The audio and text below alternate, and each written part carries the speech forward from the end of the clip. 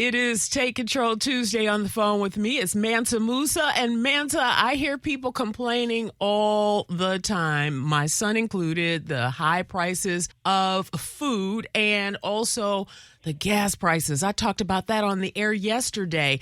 But you have some strategies to help with inflation. Absolutely. Now, listen, what inflation is prices are going up. You have to pay more for the same items.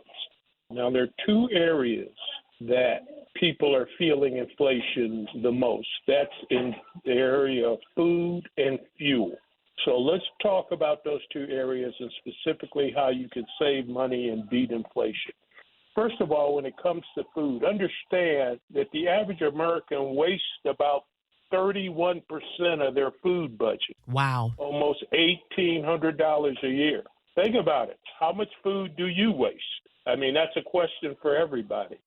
So let's look at ways to save on food. The first thing you do is leave it in the store. Don't buy it. It doesn't cost you anything. And you know as well as I do, this is Mansa talking to himself. You don't need to buy those potato chips and stuff anyway.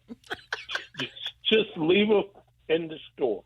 The second thing you need to do is rotate your refrigerator and freezer inventory weekly. You need to know what's in there and then use it before it goes bad. A lot of us have a ritual of putting something in the refrigerator. It moves to the back and we let it grow hair before we throw it away.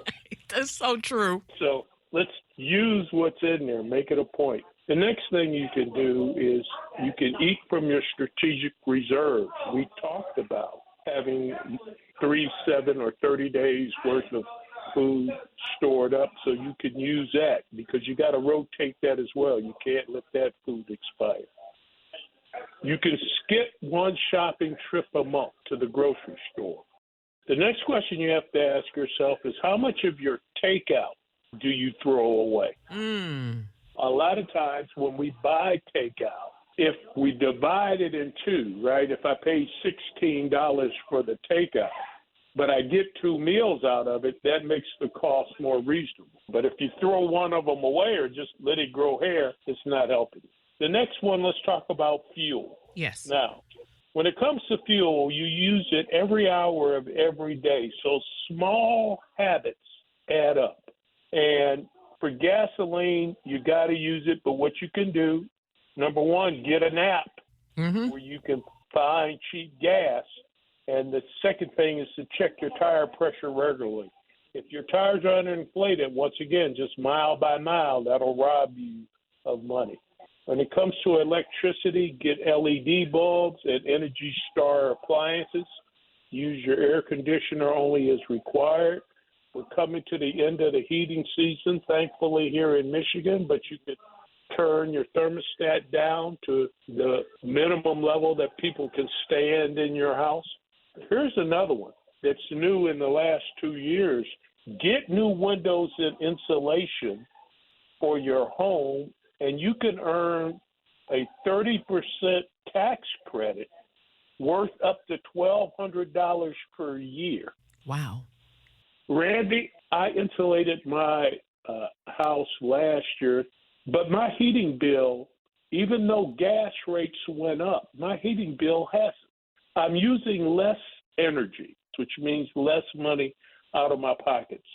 The next thing to do is to engage your entire family in your cost-saving moves. You can't do this alone. You got to engage everybody in the family. And what you're asking them to do is, hey, help us keep more of our money. And when it comes to not wasting food, turning off lights, those kind of things, having family buy-in can help. And the final thing is this. Relax, be diligent, and motivated to cut waste, but realize you can't get to zero. You will always spend money on living expenses for food, energy, and et cetera. So cut as much as you can, but understand you'll never get to zero on that. Absolutely. Well, they can get more help with Operation Hope inside Bank of America, and you have all kinds of no-cost sessions for them. Yeah, we encourage people to go to hopedetroit.net, sign up for one of the workshops. Listen, the amount of workshops we're going to be offering in May has doubled. In person and virtual and online. We encourage people to take these workshops. Increase your financial literacy. We're offering this education at no cost. So hopedetroit.net. Mansa, as always, thank you so much. Thank you.